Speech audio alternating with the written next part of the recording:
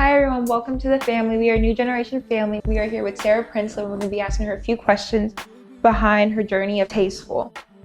So great to be here today, and I'm glad to be with you to discuss the new book, Tasteful. So firstly, we want to know what Tasteful is. Tasteful is more than a cookbook. It is a culinary journey of different collection of recipes from Middle Eastern as well as African culture. And not only is it recipes, it's also holistic remedies such as different types of massage oils and how we can take things that are found locally as well as things that are found easily to make our lives more healthy. And lastly, the last part of the book is artistry, different types of film photography and nature photography, digital photography, and also storytelling. Amazing. So since a lot of the focus is on food, when you say food is art, what does that mean to you? Well, I think my husband Naftali and I have discovered that life is art, and anything that you're passionate about can become an artistry. Art to me is really just an expression of something that you love. So whether it's you're passionate about math, that's a very logistical thing, but someone can be very artistic in the mathematical field because they put their passion and they put their spin and their mindset on that particular field. So for me, food being art, it's how can I, because I paint, how can I make a plate that is beautiful, that is elegant, that is luxurious, that someone looks at it and is like, wow, I've never had an experience like this. Mm-hmm. So really to me, art translates to experience. So that's how I see food being a vehicle and a tool to be an artistry. So since food is made in the kitchen, what is it like for you to have a commercial kitchen? It has its benefits, definitely. For sure. I cook a lot for a large amount of people. So it has the benefit of being able to cook large quantities of food and also different types of food at the same time. So rather than, cooking one dish in one pan, I can cook 10 dishes, very small, different styles of dishes. I can have different types of rices, different types of vegetables, all those things going at the same time, keeping everything warm, not struggling with a standard oven and stovetop of just the 4 units, which I've done that too. I've done it all. I've had some crazy scenarios where I've just had one element, but it definitely has its positivities of being able and flexible to feed a lot of people, cook diversely. Not that you can't do that in a standard residential house, but it's just helpful. Yeah, kitchen is the most important room in the house, I would say. But of course, with having a big kitchen, it probably does have some cons as well, which maybe is cleaning, probably. Yeah. Yes, I think longer time. Because there is the positivity of being diverse and using a lot of different tools and creativity. Obviously, there's a lot of cleanup, but how do I deal with that? Well, I deal with the cleanup by having very tight systems, very tight discipline and diligence to keep the system going. So that way we don't have piles of dishes everywhere. We don't have food laying all over the place. Everything in this kitchen has a specific location. I know if I walk into the kitchen or anyone walks into this kitchen, I have my knives right here. Yes. I have the majority of the spices on the wall here, right out in the open. Everything is so out in the open. All my vegetables are out in the open. And not only that, it keeps me accountable. Having everything out in the open is I have to use this. It's not stuck in the fridge. It's not stuck in the back of the cupboard. It's there. And so it makes me more accountable to say, what can I use today that I may not have used yesterday? What needs to get used? There's a lot more assessment done in the kitchen when you have things right in front of you. So I think that's the great thing about having things in bowls. I often keep all my vegetables out, all my root vegetables. I keep them out because it creates a healthy environment for my kids. I don't have my apples in the refrigerator. I have them right out there that they can just go and grab them. And it creates a healthy environment for the family and for the community. And talking about the vegetables and then we can see them in the back. We can talk a little bit about garden to table and what that means to you, as well as farm to table. Okay, so garden to table, to me, we have about 0.4 acres here on our property. And so last year we had over, I would say, 50 varieties of food and herbs. My goal this year is to have over 100. And why? You know, you might say, why? Honestly, I think the average person eats 5 food groups, like 5 different vegetables and fruits. Yeah. It's very limited. But imagine, our palates are so diverse. And imagine if, and not only that, but every vegetable, every fruit, even if it's just a slight different variety, has different health benefits. Like last year, for instance, we grew purple green beans. And there's something within the purple properties of the green beans that make it different from just a regular green bean. And so the same thing with the tomatoes. We don't really grow too many red tomatoes because they're so acidic, but we grow orange varieties, yellow varieties. We do purple heirloom varieties. So not only are they, first of all, they're beautiful. Yeah. Second of all, they're less acidic. Like I grew up eating a lot of pasta, and I had a lot of stomach digestive issues just from, I believe, like the red. I would actually break out in like different types of rashes and things like that after I would eat pizza or after I would eat those types of foods because of the acidity level. And so it was really Naphtali's discovery, because he would actually get ulcers on the inside of his mouth when he would eat red tomatoes. And so we're like, let's try these yellow tomatoes. Like, let's test, like, we're kind of like our own little test scientists here, as well as just, you know, foodies. So on the topic of like you growing up and everything, what was your like history with food and your background with that? So growing up, my mom and my grandma always had a garden. It was always tomatoes, cucumbers, green beans, peas, strawberries, you know, the corn, all those things. I remember I would help my mom. This is farm to table. I would help my mom husk corn from a local farm. I'd help my mom do different red beets, and we'd can those. So I had, you know, the experience being young. I would have to sit out on the back porch and I would have to husk all the corn, and I was the youngest and everybody else was out of the house at that time. So she's like, yeah, girl, you're the one. You're gonna help me today. You know, I'm not doing this by myself. So we would can chili, different type of chili salsa, spaghetti sauce. And I will say now, like this past year, I've been experimenting a lot more with canning. That's something I haven't really done in the past 8 years, but I've done that. And why? It actually is very efficient. Meaning, the great thing about canning is I now make my own curry sauces and I can them.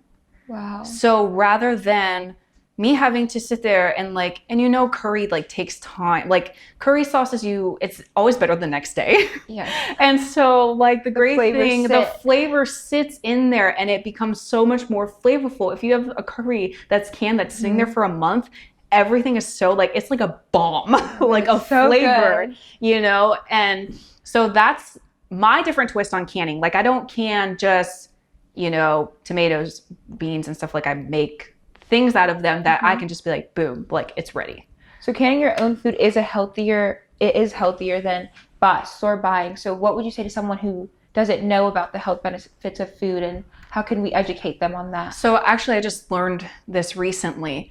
The way that everything is packaged in the modernized food marketplace, a lot of it's in aluminum cans, a lot of it's in plastics. Yeah. And even the aluminum cans, I just learned, is lined with plastics. And so what's happening is we actually have up to 7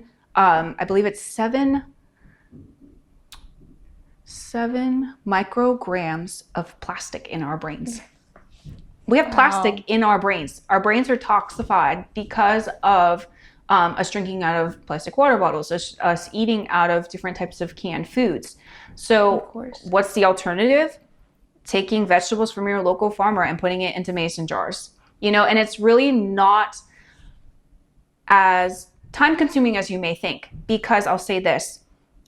For instance, last year, I may have had 10 tomatoes at one time that ripened, because, you know, when you have a garden, everything's not just ready. Yeah. You know, so what would I do? I would take a small pot and I would can one thing. I would just stuff my tomatoes in there that were ripe and I'd can them right there and put it away.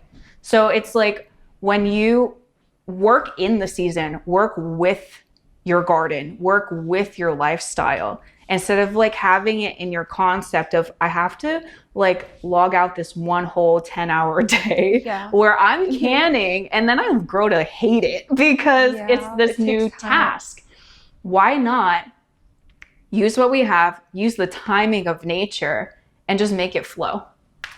So what about someone who would say be lazy or just not have as much time to do things like that? How would they make an effort to do canning or eating healthier? I think it's a priority shift. I think everyone is given this. I was thinking about this. Everyone's given the same amount of time. And I was thinking about people that may have eaten the same way for the past 20 years. And they go to start eating healthy. And they go and they throw out every single junk food in there and they do a cleanse. And it's like 2 days in, you're like, I'm going to die. Like, I hate this. And it's really, what is it? What's causing you? Like, you had that desire to do it, but once it came to that point, why is there resistance? Well, your brain, this is very physiological. Your brain for the last 20 years, multiplied by 365 days, that's a lot of time, has been in this cycle, in this system. If we think of our bodies as a database, like a computer, you have a system and a computer that's been doing the same thing for 20 years, and all of a sudden you throw out all its programming, and you say, this is the new thing you're gonna do. Yeah. It's gonna be like, what? There's gonna be resistance. There's going to be that. And so that's why I think doing small steps is key. Why don't you just introduce a few things like garlic into your food that helps with inflammation and boost your immunity? Why not do something that's very like subtle and start doing that and integrating it slowly into your life? Because honestly, our bodies and our mindset, it takes 90 days for us to grow one new habit. 90 days. They used to think it was 21 days. It's actually 3 cycles. So for you to cut everything out and just go, that's why there's so many fad diets that don't work.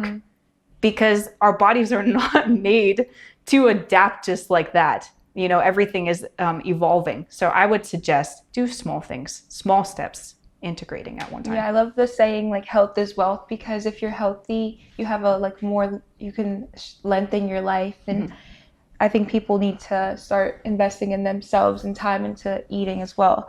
As someone who studied holistic medicine, what are some things you learned in school that you put in practice? So I'll say in school it's an interesting thing, because you go to school and it's really a lot of times you're actually going there to master a concept for a unit. And then a lot of it just like goes away. Yeah. You know, and that's what I learned. Like, I studied so much. I went through books and books of herbalism, and I went through books and books of aromatherapy and the depths and the chemicals and the reactions. And it's like, if you don't actively, daily put that into practice, it's just knowledge. It's just knowledge. And a lot of it just goes into the back of our brain. And it's just idle. And over time, it gets forgotten. Let me tell you, do you remember your math class from high school? I don't. Okay, it's the same thing. People go to college, but it's until you apply it, it means nothing. And so that's what I've learned. How have I taken what I've learned and put it into practice? That really happened when I married Naf, because the culture was already what I learned, and I didn't realize it. I learned about turmeric. I learned about ginger. I learned about tarragon. I learned about all these different things and herbs. And it was like, oh, this is interesting. Like, this is just in this recipe. And I know that this does this and this. Like, why didn't I ever eat with it? You know, I would try to make it, I almost made it more complicated for myself. I'd be like, I have to make this tincture and use it like this and put it in a poultice, which is like a wrap for your body. And that's how it's the most effective. But no, just like, grate it up and put it in your food.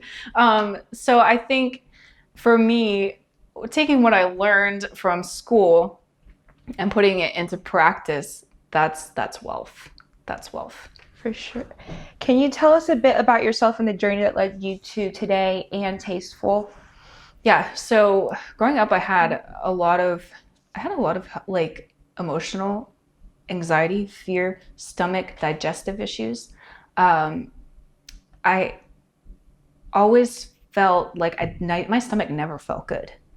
Never felt good. I was always like, I'm looking back at my pictures. I was like, wow, my face has actually changed since I started eating like this. All the inflammation in my body has been suppressed because of the way that I have shifted. I don't eat pasta anymore. If I do, I might eat wheat pasta. And that's like literally 4 times a year, maybe. And that's really if I'm making it for someone else. We eat rice, we eat vegetables, primarily fruits, and beef and lamb. That's like my core. And I stick with what works. I think people look at the sign, like look at what's popular, and they think that that's health. And really, we have to realize that there's always a motive behind why things are healthy and why things are all of a sudden organic and why all of a sudden there's a push for something. We have to start asking why. Why? And is it really for health? Is it really for making, us healthy? And so for me, it was this journey of going from completely not even being able to eat and getting sick off of eating to healing my stomach, healing my emotions, healing myself, because I went to school for, holistic medicine, healing the whole being. So going back to the question about how we can educate people on eating healthier, a lot of people have a misconception about organic foods and it being expensive and pricey. Can it be cheap and affordable to eat healthy and organic? Yeah, I really think so. So I think we need to redefine what is organic. Like I learned in school, there are certain specific tiers and criteria for food to be labeled a way that it is. For instance, there's food that says 100% natural. There's foods that say natural. There's food that says made with natural ingredients.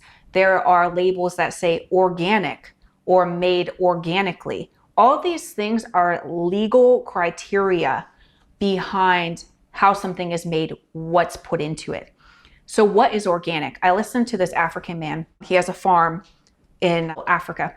And he said, tell me what is organic. He said, is it how and what my cattle are eating? Is the grass organic? What about the soil? Has the soil been sprayed? Has the soil been contaminated?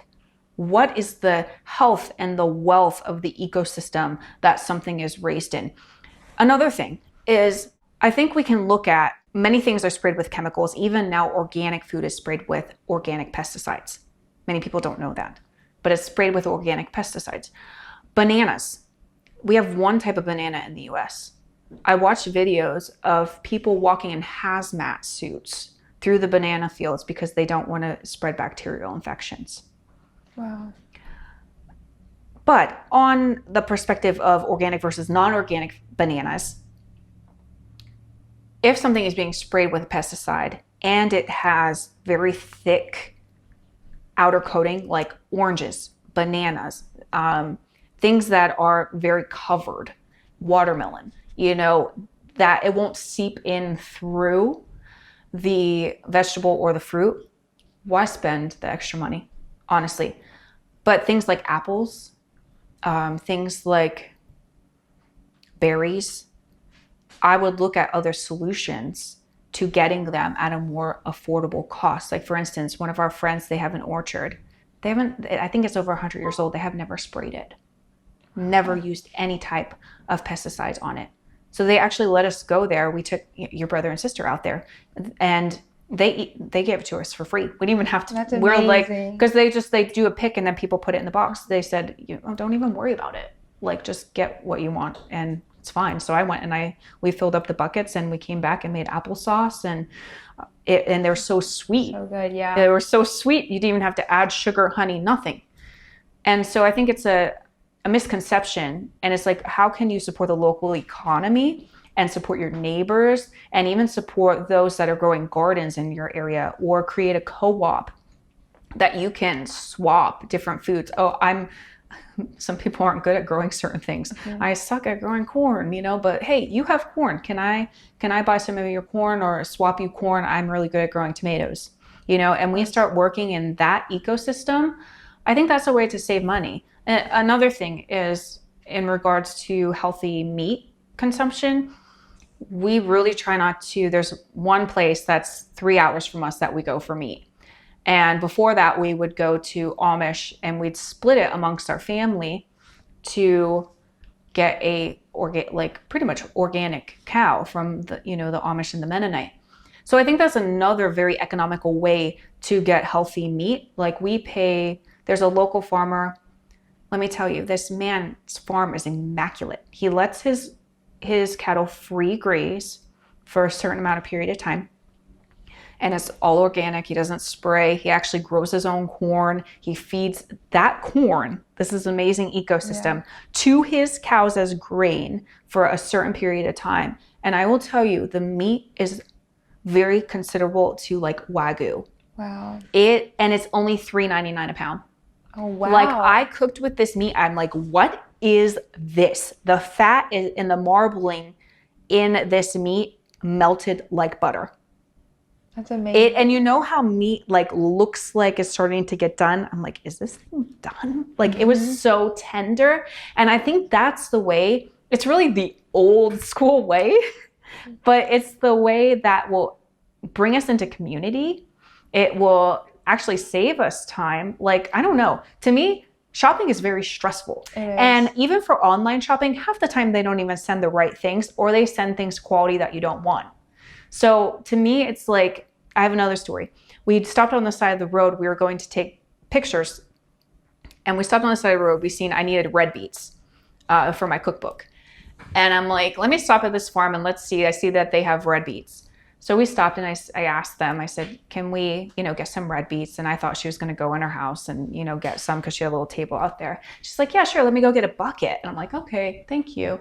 I'm thinking she's going to walk out with the beets, She's like, come with me. And I'm like, okay. So we start walking up the farm and she's literally standing there pulling the red beets out of the ground. How more organic do you get than that? I'm like, I got to ask the story about their farm. They don't ever spray their stuff. It's all organic. And she's literally pulling out of the dirt all the buckets, like the bucket full of red beets. And she's like, gave me even more than I had to pay for. And so a lot of times people are even extra generous to you just because you're supporting local farms. So, I think that's my suggestion. How can you be more cost effective? I would summarize that in work in community, work with your family to go in on healthy things, because when you buy in bulk, it's more it's more cost effective. And also support your local community, because a lot of times there's benefits to that. So speaking of the benefits, what foods do you specifically have more benefits or the best benefits? Like, I know garlic, you said earlier, was one of them. I think something that I cook with, I would say every single day, like we eat oatmeal every single day, like every morning. That's our routine. We eat honey. Eating local honey is very key because it helps with any allergies that you might have. It adjusts your immune system to any pollen that's in the air. So I think that's something people don't know. We go to the store and we buy honey that's from Brazil, all the different locations, but it doesn't there's benefits. Like obviously there's immune benefits to honey in general. There's antimicrobial benefits and antibacterial benefits to honey. But if you take a locally sourced honey, and you take that, it's even a deeper benefit because it's helping your immune system grow, established to your region. So, that's two things that we eat every day. Like our family eats in very structured. And I think that's what also keeps it very simple is we have oatmeal every morning for breakfast. We might eat eggs for lunch. Well, how can you save money for that? I'm sure chickens are very popular right now. I'm sure you can find a neighbor that it has some type of chicken, or find someone local that has, or get your own chickens, and that will save you money on eggs. The egg prices are insane right now. And so if you can source eggs personally or through a friend or family or a friend of a friend, I think the problem that we don't ask. Yeah. Do you know someone that has this? Do you know someone that does that? I think that's key. And I was going to ask you, how would you encourage someone who doesn't know where to start or doesn't know any local farmers, how to get healthier ingredients for themselves? I think online, like it's so crazy. We live in a very technological We age, do. you know, we do. And so there's tons of groups online that you can like look at local and just even ask. Like I said, there's power in Absolutely. asking, even if you don't physically person to person ask someone. You know, another thing I'm thinking about, go to a local nursery, like a local nursery in town. Go to the local farmer market and say, hey, do you know someone or a farm that I can drive to and get this? We just recently did that. We're looking for milk, a specific type of milk. And so we said, we asked someone, actually seen they posted it on their Instagram story. And I said, hey, can you tell me where you get this Yeah. person? It's like, yeah, it's down this dirt road and they just have like a cash box. And it's like, that's how you find out, by the simple ask, even if it's asking online, even if it's joining different local community groups on the internet. There's a way to find out. The search engine's so powerful. Like if you search on Instagram, you search on TikTok, your location, farm, Yes. that I would say is a great way to start. So, kind of steering away from the topic of food, knowing that you are a busy woman, you're a mom and a wife, how does creativity show up in your work outside of the kitchen, even in the studio? Okay, so I think it's just having the mindset of creating your environment. So no matter what I'm doing, what task I'm doing, there's always the thought in my mind of how am I creating today? Because everything we do, it, we're creating. Like everything we say, everything we do, we're creating something. We're speaking something. We're doing something. So I think in the studio, a lot of times I have, you know, my daughter is very artistic. She's always right next to me in the studio. And so it's a blessing really, because I get to show her what translates from the kitchen applies in the studio. You know, like every passion that I put into my cooking, I put into art, I put into homeschooling, I put into our business. It's really the passion and the energy behind my heart for doing artistic endeavors that I get to pass on into every line of work that I'm doing. Do you have any words of encouragement for anyone who struggles to find creativity within themselves and things that they enjoy and their purpose? I think it's really important to have time alone to quiet yourself and to actually think without pressure what brings you joy. And when you identify what really lights you up or gets you excited, I think that's where you need to put more energy. So I would, you know, take some time in the morning or like late at night and think about through the day what really lit up me today and how can I implement that on a multiplied scale tomorrow. And if you do that, you're suddenly going to come into almost this catalytic multiplication of you're in a totally different place a month from now, a year from now, to the point that you're really walking in your true identity. Like I'll give you an example. When Naf and I first got married, he said to me, you're a really good artist, but you're scared when you paint and you're not putting your full potential into it. And he's like, I can see that you're holding back. And he still does that to me 8 years later. He's like, you're still holding back. You know? And so it's a blessing having someone to challenge you in that sense, because when you are constantly looking to evolve your art and to progress, you get a beautiful outcome. So, with your path of tasteful music and all those things that you involve yourself in, uh, what do you hope your work impacts on the people and the communities around you? I hope it's just an encouragement for people to live more passionately, to live even more artistically. A lot of times I think we're in a society that is very busy and we pride ourselves in our busyness. Yeah. We are happy and boast in our busyness. And so I think looking at our schedule and saying, how can I be more intentional with my time? And how can I be more artistic in my time that I'm given? So, kind of going away from that topic again, what's your favorite comfort meal during a long day? And one you would make for anyone, like your favorite one? Okay, there's probably two I would think for dinner.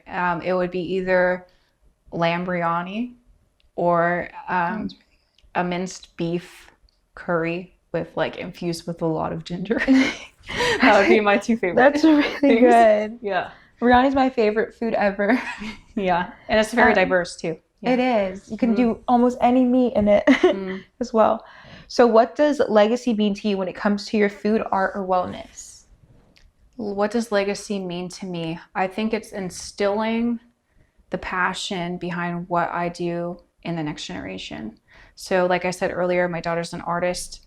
So how can I instill that within her passion? With my son, he's very, he's a builder. He's a crafter. He's a thinker. How can I take what I've learned and how I create and instill that within his abilities? So I think it's not necessarily pushing my expectation on another being, but it's looking at a human being and saying, look at how beautiful they're made. How can I add value to enhance their giftings and their qualities? So I would say that's how I think about building legacy, is how can I take what I'm given and push it out to as many people as possible so they can enhance their lives. A lot of parents like make excuses for their kids when eating and eating healthy. And I know habits start at the home. Like seeing Anna and Asher, they eat healthy foods. They eat almost anything. So how can you teach another parent, for instance, how to allow their child to expand their palate? Right. So it's very interesting. When I first had Anna, there were so many different opinions on eating while you're pregnant, what you shouldn't eat, what you should eat. And Naf, his culture is, and he encouraged me, like, eat whatever you want. It doesn't matter. Like, even if you're breastfeeding, like I had a doctor tell me, don't eat broccoli, don't eat this. It's going to make your child gassy. And it wasn't actually like, I didn't find it to be true. Because there's whatever you are eating as the parent from conception, your child will accept after they're born. And so what we did with our kids was, as soon as they were able to eat, they ate what we ate. And that just dismantled every issue of, I don't like this, I don't like that. Again, I also think it's just taking your kids to experience many different cultures also is very helpful. Even taking them out to, if you're not in a cultural eating environment, taking them out to different types of restaurants and getting them to taste different types of palates. It expands the thinking of children.